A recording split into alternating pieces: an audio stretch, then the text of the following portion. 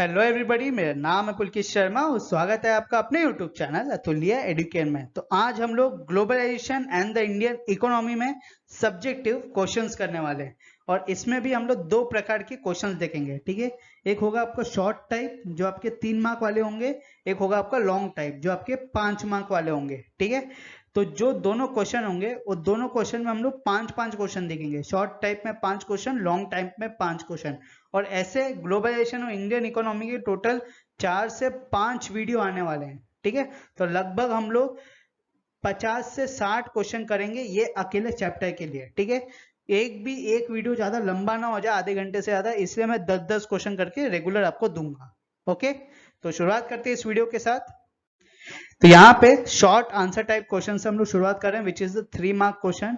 सबसे पहला क्वेश्चन दिया गया है, access any 3 advantages of globalisation. ठीक है, बेसिकली आपको यहाँ पे ये बताना है कि क्या क्या ग्लोबलाइजेशन के 3 एडवांटेजेस हैं। सबसे पहला एडवांटेज क्या है यहाँ पे कि under the globalisation process goods and services along with the capital, resources and technology can move freely from one nation to another।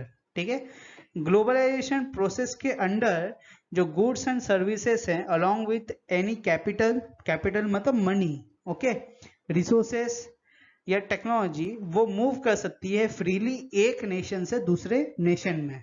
ठीक है, तो अगर समझो कोई गुड्स एंड सर्विसेज मेरे को पहुंचाना हो तो मैं उसको अगर एक्सपोर्ट करना हो तो मैं अपने यहाँ से अपने कंट्री से दूसरे कंट्री में एक्सपोर्ट कर सकता हूँ। ये ग्लोबलाइजेशन का बहुत बड़ा फायदा हुआ है। ठीक है, सेकेंड क्वेश्चन क्या है, सेकेंड एडवांटेज क्या है आपका कि movement of people between the countries has increased. The people usually move from one country to another country in search of better jobs, better income and better education. ठीक है, globalisation की वजह से क्या हुआ है कि जो पॉपुलेशन का मूवमेंट है वो बहुत ज्यादा बढ़ गया है। ठीक है, लोग आज दूसरे कंट्री ट्रैवलिंग करने जाते हैं, दूसरे कंट्रीज बेटर एजुकेशन के लिए, बेटर जॉब के लिए पढ़ने जाते हैं, वहां पे अच्छे स्टैंडर्ड ऑफ लिविंग जीने जाते हैं। ठीक है, तो ये ग्लोबलाइजेशन का एक इम्पैक्ट हुआ है। ठीक है, अब तीसरा एडवांटेज क्या है आपका कि rapid improvement in information technology has been major factor. ठीक है, जो इंफॉर्मेशन और टेक्नोलॉजी का बूस्ट हुआ है ये 20 साल के अंदर, ये एक बहुत ही मेजर और इम्पोर्टेंट फैक्टर है for the growth of the globalisation. क्योंकि आज इंटरनेट है तो मैं यहाँ से बैठे बैठे मैं कनाडा, यूएस, यूके, वहां पे किससे भी बात कर सकता हूँ बिना किसी एक पैसे का आईएसडी दिए हुए। ठीक है, व्हाट्सएप में कॉल करो, सीधा बात करना शुरू कर दो, तो इसमें मेरा कुछ पैसा नहीं लग रहा है। पहले आईएसडी का कितना पैसे लगते थे 1 मिनट बात करने के लिए भी, मगर आजकल पैसे लगते ही नहीं है। क्यों? Because of the information technology. ठीक है, ऊपर से इंटरनेट स्पीड इतना अच्छा हो गया है कि आप पूरे वर्ल्ड में किधर से भी किसको भी बात कर सकते हो। ठीक है, समझ में आ गया? चलो, अब सेकेंड क्वेश्चन क्या दिया है यहाँ पे,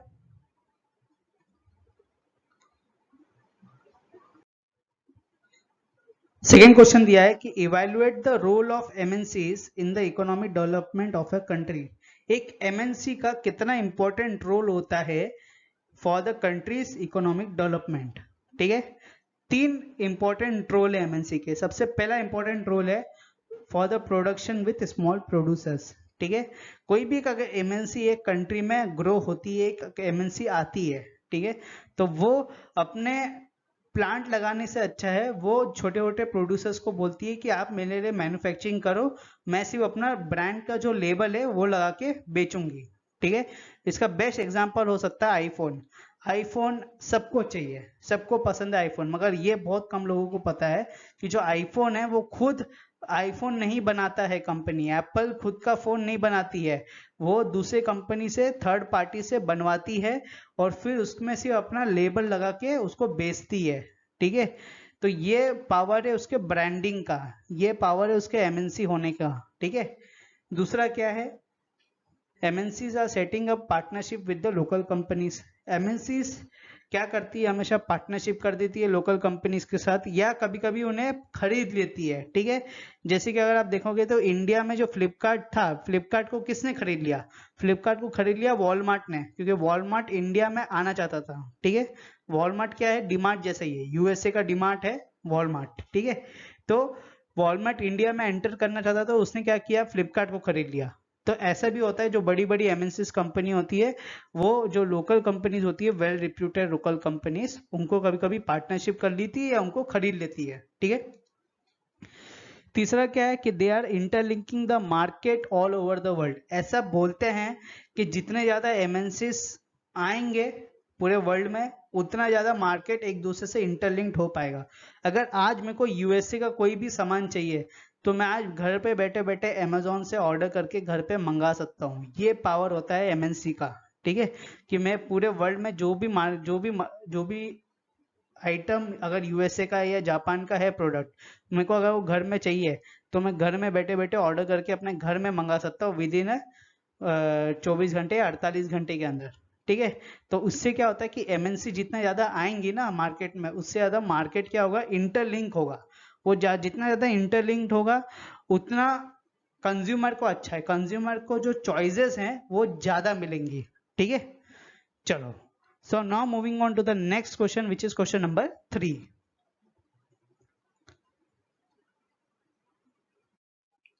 क्वेश्चन नंबर 3 क्या दिया है यहाँ पे, differentiate between foreign trade and foreign investment. Foreign trade और फॉरेन इन्वेस्टमेंट में क्या अंतर है। देखो, फॉरेन ट्रेड क्या होता है, बेसिकली आप अपने गुड्स एंड सर्विसेज जो हैं वो एक कंट्री से दूसरे कंट्री में एक्सपोर्ट करते हैं, या उस कंट्री का कोई भी चीज है अपने कंट्री में इंपोर्ट करते हैं, ठीक है। तो फॉरेन ट्रेड करना मतलब एक्सपोर्टिंग और importing the good and services between any two countries, ठीक है, 2 और more countries, okay. This is known as the foreign trade. Foreign investment क्या होता है, फॉरेन इन्वेस्टमेंट मतलब कि जो कैपिटल फ्लो होता है, कैपिटल फ्लो होना मतलब पैसा, पैसा जो फ्लो होता है एमएनसी के थ्रू एक कंट्री में, उसको बोलते हैं हम लोग फॉरेन इन्वेस्टमेंट, ठीक है। जैसे कि अगर अमेजोन इंडिया में आया तो अमेजोन ने क्या किया, बैंगलोर में आया, बैंगलोर में अपना ऑफिस सेटअप किया, उतनी बड़ी पूरी बिल्डिंग बनाई, फिर उसके बाद जाके वहां पे रिक्रूटमेंट किया। तो उसने क्या किया, उसने जो फॉरेन जो पैसा था वो इंडिया में आया, इंडिया में आके उसने इन्वेस्ट किया, इंडिया में आके बिल्डिंग बनाई, एम्प्लॉयमेंट दिया। तो ये होता है फॉरेन इन्वेस्टमेंट जो जनरली एमएनसीज करती हैं, ठीक है, या कोई इन्वेस्टर भी करता है, ओके। चलो नेक्स्ट क्वेश्चन देखते हैं आप, question number 4।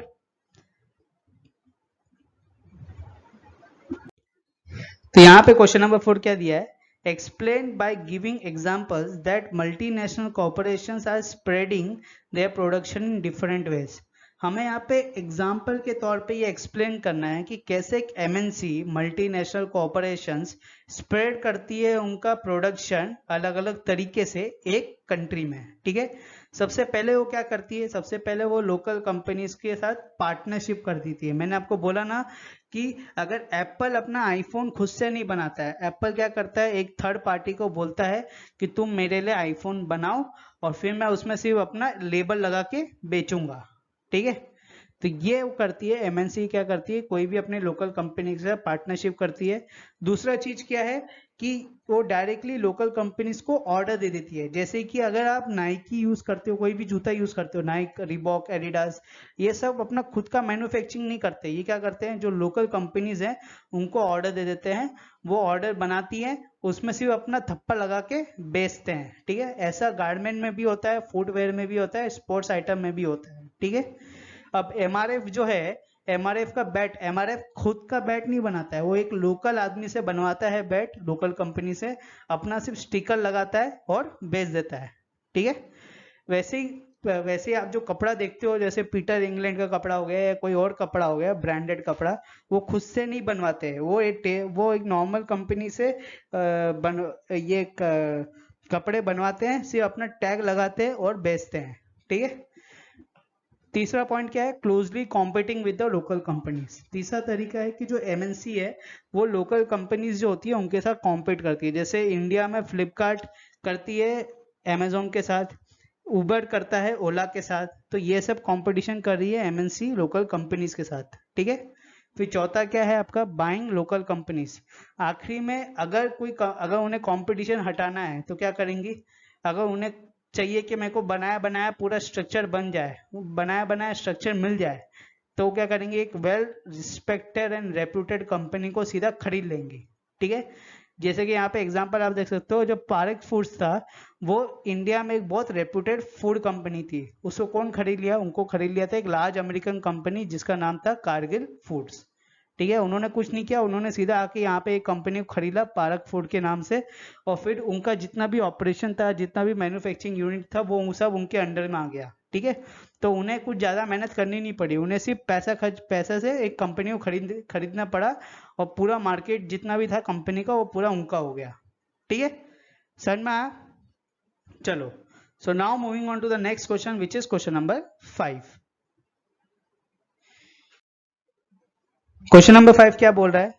A wide ranging choice of goods are available in the Indian market. Support the statement with the examples in context of globalization. देखो, ग्लोबलाइजेशन की वजह से इंडिया में एक कंज्यूमर को वैरायटी ऑफ गुड्स अवेलेबल हैं। क्यों हैं?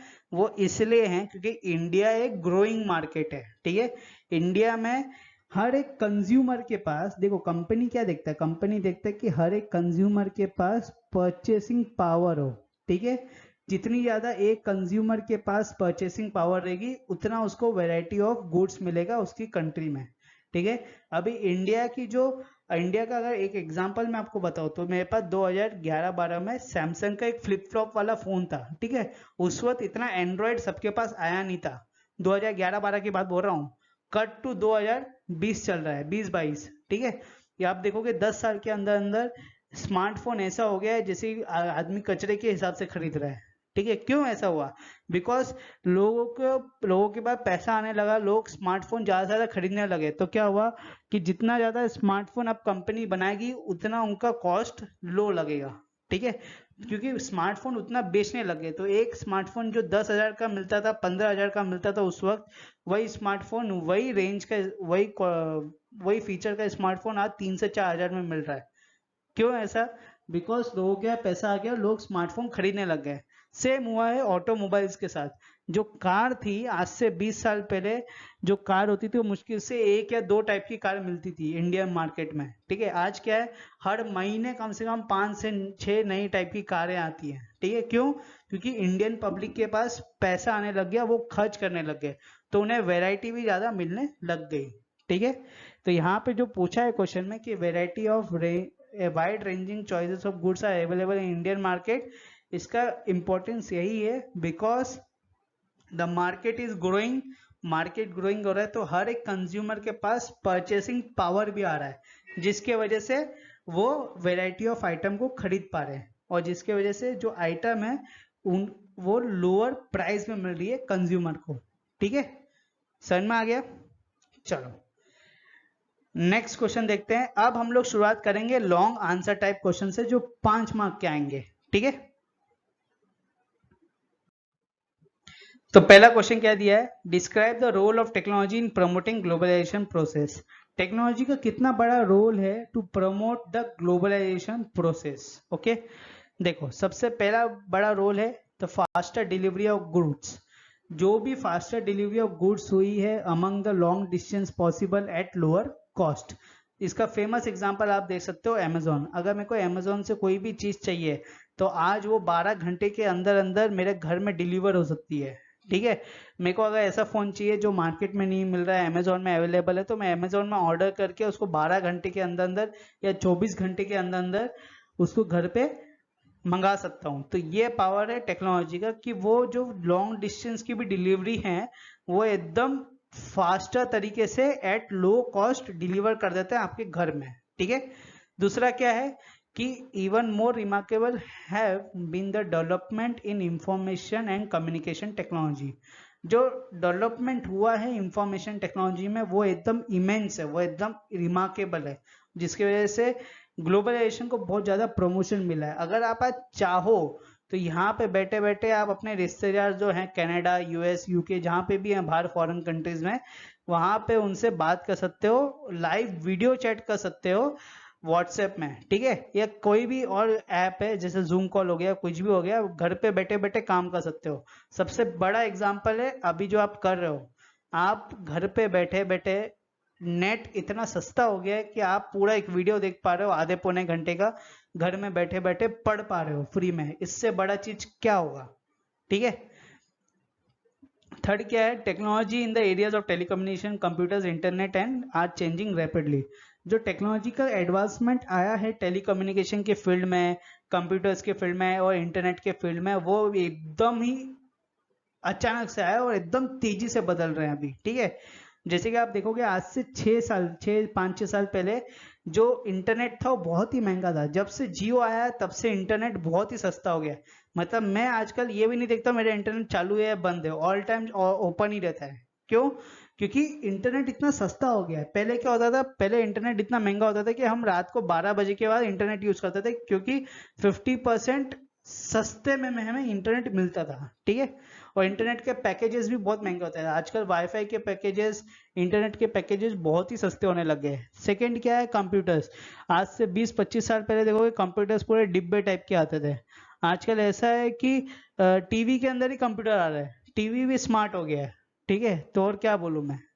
और इंटरनेट का मैंने तो आपको बता ही दिया, इंटरनेट की स्पीड तो ऐसी हो गई जैसे टीवी में आपको ये क्या बोलते हैं, प्ले, ये जो बॉक्स बॉक्स टीवी नहीं आता है, वो सब देखने का मन ही नहीं करता है। सब चीज ऐसा लगता है कि यूट्यूब में ही हम लोग देख ले, यूट्यूब में सब मिल जाता है, क्योंकि इंटरनेट इतना फास्ट हो गया और इतना चीप हो गया है। आप लोगों को पता है कि India is the one of the cheapest country in in internet rates. ठीक है, इंटरनेट का जो रेट है वो इंडिया में वन ऑफ द चीपेस्ट है। ठीक है, तो इतना सस्ता है इंडिया में इंटरनेट। ओके, चलो तो आप सेकेंड क्वेश्चन में जाते हैं।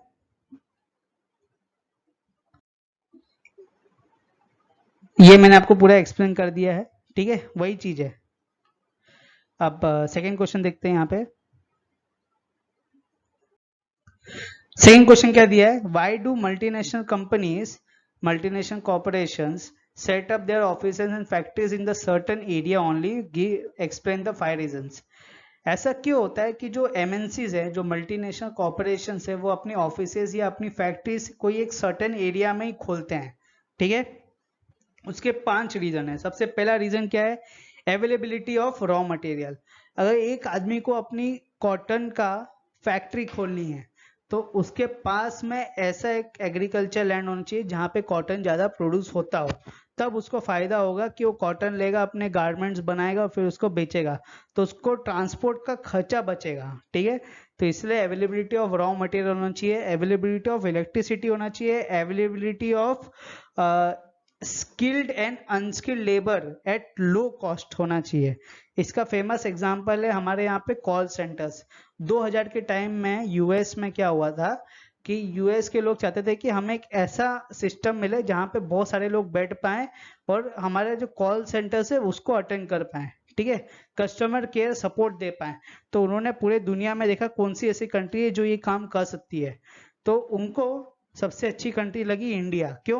क्योंकि इंडिया में 3 चीजें थी। सबसे पहली चीज कि इंडिया का यूथ अब पढ़ने लग गया था, इंडिया में एक लिटरेसी लेवल थोड़ा एक हद तक आ गया था 2000 के टाइम में। ठीक है, दूसरा यह था कि इंडिया एक वाहिद ऐसा मुल्क है जहां पे जो गोरे लोग की चमड़ी नहीं बोल रहा हूँ, जो गोरे लोग इंग्लिश में बोलते हैं ना, यहाँ पे India is not a English speaking country, फिर भी इंडिया में second largest English speaker in the world है।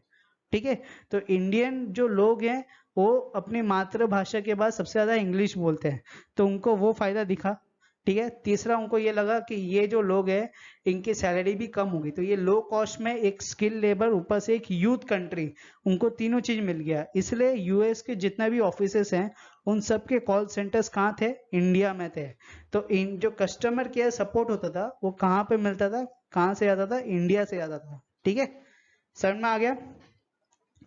अब ऑप्शन सी क्या है, availability of other factors of production is assured like electricity. जैसे मैंने आपको बता दिया, इलेक्ट्रिसिटी हो गया, वाटर हो गया, रॉ मटेरियल्स हो गया, इन सब की अवेलेबिलिटी होनी चाहिए। ठीक है, लेबर्स की अवेलेबिलिटी होनी चाहिए।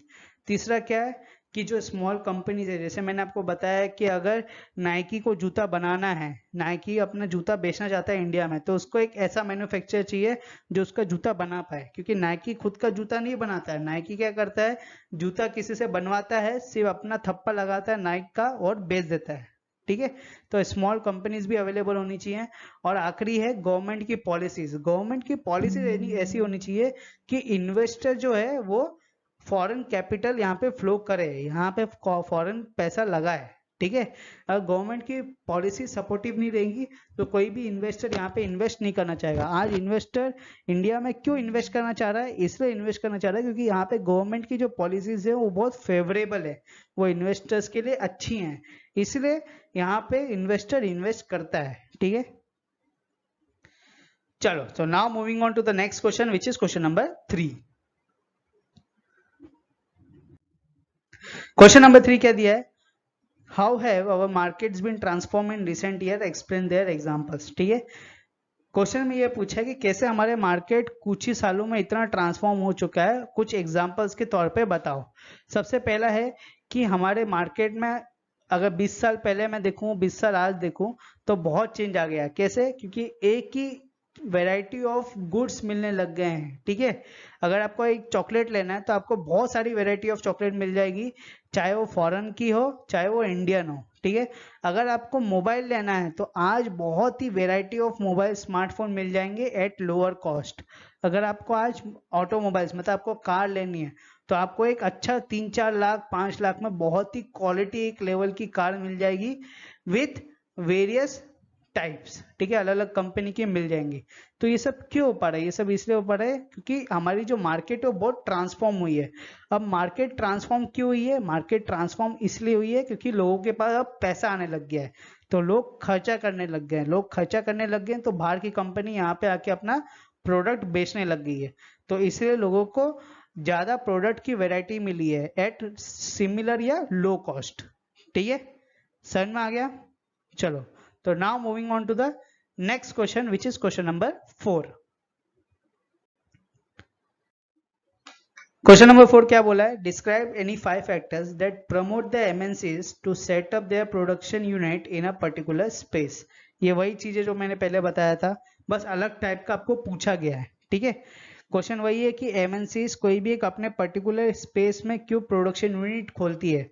सबसे पहला चीज है कि जो मार्केट है उससे एकदम क्लोज हो, close proximity to the market.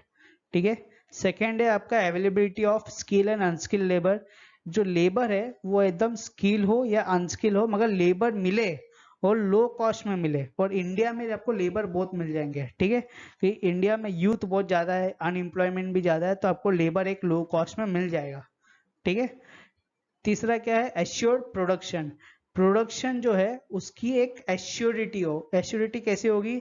By the availability of resources like water, electricity and raw material. ठीक है, फिर उसके बाद गवर्नमेंट लिबरलाइज्ड पॉलिसीज। गवर्नमेंट की जो पॉलिसीज है वो फेवरेबल होनी चाहिए बिजनेसेस के लिए, तभी यहाँ पे बिजनेसेस ओपन हो पाएंगे, तभी इंप्लॉयमेंट जनरेट होगा, तभी यहाँ की इकोनॉमी बढ़ेगी। ठीक है, फिर उसके बाद आता है डेवलप इंफ्रास्ट्रक्चर। जो इंफ्रास्ट्रक्चर है वो डेवलप रहना चाहिए, क्योंकि इन्वेस्टर जो है वो अपना पैसा वहां ही लगाता है जहां पे पहले से इंफ्रास्ट्रक्चर डेवलप हो। ठीक है, ट्रांसपोर्ट की सुविधा पहले से ही हो, पानी की सुविधा पहले से ही हो, रिसोर्सेज पहले से ही हो। ठीक है, ट्रांसपोर्ट चीप हो, जल्दी से जल्दी माल एक एक जगह से दूसरी जगह में वो ले जा पाए। ठीक है, कनेक्टिविटी बहुत अच्छी हो, कम्युनिकेशंस बहुत अच्छा हो, वहां पे ही वो जाके इन्वेस्टर एक जाके अपना पैसा लगाता है। ठीक है, आप अगर खुद सोचो कि एक बिल्डिंग पूरी बनी हुई है, वेल फर्निश घर है, एक फर्निश घर नहीं है, तो आप अगर थोड़ा पैसा देके वेल फर्निश घर खरीद सकते हो तो आप क्या लोगे? वेल फर्निश ही लोगे ना, क्योंकि वहां पे आपको काम नहीं करना पड़ेगा, आपको वैसे का वैसे ही मिलेगा घर। तो हर आदमी प्रिफर करता है कि मेरे को एक डेवलप्ड इंफ्रास्ट्रक्चर ही मिले, जहाँ पे मेरे को एक्स्ट्रा काम ना करना पड़े, सीधा आऊं अपना धंधा करना शुरू करूं। ठीक है, और आखिरी में सेफ्टी मेजर्स, कि जो आसपास का माहौल है वो ऐसा हो कि उसको बिजनेस करने की अपॉर्चुनिटी मिले। ठीक है, तो इसके साथ आपका क्वेश्चन नंबर 4 होता है समाप्त। नेक्स्ट हम लोग जाएंगे question number 5, which is the last question of this video. Question number 5 क्या बोल रहा है? What steps should be taken to make trade more fair between the countries? ऐसे क्या स्टेप्स लेने चाहिए जिसके वजह से जो ट्रेड है एक दूसरे कंट्रीज में ज्यादा से ज्यादा फेयर हो। ठीक है, तो सबसे पहला है before imposing the tax barrier the interest of the developing countries should be taken care of. ठीक है। जो टैक्स बैरियर लगाया जाता है डेवलप कंट्रीज के थ्रू, उसके पहले जो डेवलपिंग कंट्रीज का इंटरेस्ट है उसको देख के उन्हें टैक्स बैरियर लगाना चाहिए, क्योंकि अभी एक कंट्री डेवलप हो रही है और एक कंट्री डेवलप हो चुकी है, तो उसमें काफी अंतर होता है, ठीक है। सेकेंड क्या है कि रूल्स, जो इंटरनेशनल रूल्स एंड रेगुलेशंस है वो सबके लिए यूनिफॉर्म होने चाहिए और सबको उसका पालन करना चाहिए, ठीक है। They have to follow by all the countries, okay. Third क्या है, ensure that the developed countries do not retain trade barriers unfairly, ठीक है। हमें ये एंश्योर करना पड़ेगा कि जो डेवलप्ड कंट्रीज है वो ट्रेड बैरियर को अनफेयरली ट्रीट ना करे, ठीक है। वो बैरियर अपने फायदे के लिए ना लगाएं, ओके। वो देखें कि भाई इधर ट्रेड बैरियर लगा सकते हैं या नहीं लगा सकते, या अपनी, वो डेवलप कंट्री है, उनके पास शक्तिशाली इकोनॉमी है, तो ऐसा नहीं कि वो अनडेवलप कंट्रीज को मनमानी करने लगे उनके ऊपर, ठीक है। उनके ऊपर जोर जबरदस्ती करके अपने फायदे में हर चीज करने लगे, ऐसा नहीं होना चाहिए, ठीक है। फिर उसके बाद labour law, international labour laws जो हैं वो इम्प्लीमेंटेड होने चाहिए all over the world properly, ठीक है। उसके बाद जो स्मॉल प्रोड्यूसर्स हैं हर एक कंट्री में, उसको हमेशा एक कंट्री को बचा के रखना चाहिए। कब तक बचा के रखना चाहिए? तब तक बचा के रखना चाहिए जब तक वो इंटरनेशनल मार्केट में जाके कॉम्पीट करने के लायक ना हो जाए, ठीक है। हमारे बेस्ट यहाँ पे एग्जाम्पल है किसान, जो हमारे देश के फार्मर्स हैं, गवर्नमेंट उन्हें बहुत सारी सब्सिडीज देती है, मतलब बहुत सारी डिस्काउंट देती है, सिंपल वर्ड में बोलूं, ठीक है। क्यों देती है वो इसलिए देती है क्योंकि वो जो डेवलप कंट्रीज के फार्मर्स हैं उनके साथ इंटरनेशनल मार्केट में अपना माल बेच पाए सस्ते रेट में, ठीक है, जिससे वो भी अच्छी तरीके से कमा पाए। इसलिए गवर्नमेंट क्या करती है, उन्हें टैक्स का थोड़ा रिडक्शन देती है, ठीक है। समझ में आया? तो इसके साथ आज का जो आपका वीडियो है वो होता है समाप्त। अगर आपको ये चैप्टर से रिलेटेड कुछ डाउट है या आज के वीडियो से रिलेटेड कुछ भी डाउट है तो आप बेझिझक होकर नीचे यूट्यूब कमेंट में पूछ सकते हो। उसके अलावा जो हमारे बाकी के सोशल मीडिया प्लेटफॉर्म्स है, जैसे कि इंस्टाग्राम हो गया, फेसबुक हो गया, टेलीग्राम हो गया, इन सब के जो लिंक्स है नीचे डिस्क्रिप्शन में दिए गए, आपको कुछ नहीं करना है, डिस्क्रिप्शन में आके इन लिंक्स को क्लिक करना है और उस ग्रुप को जाके ज्वाइन कर लेना है, क्योंकि वहां पे भी मैं कंटेंट रेगुलरली अपलोड करता रहता हूँ, ठीक है। तो अगर आपको ये वीडियो पसंद आया तो इस वीडियो करो लाइक, शेयर, बेल आइकन दबाओ फॉर न्यू नोटिफिकेशंस और चैनल करो सब्सक्राइब। जाने से पहले एक बार फिर से बोलूंगा कि लाइक और सब्सक्राइब कर दिया करो, उससे क्या होता है यूट्यूब रिकमेंड करता है और भी लोगों को, ठीक है। तो मिलते हैं अगले वीडियो में, जब तक के लिए बाय।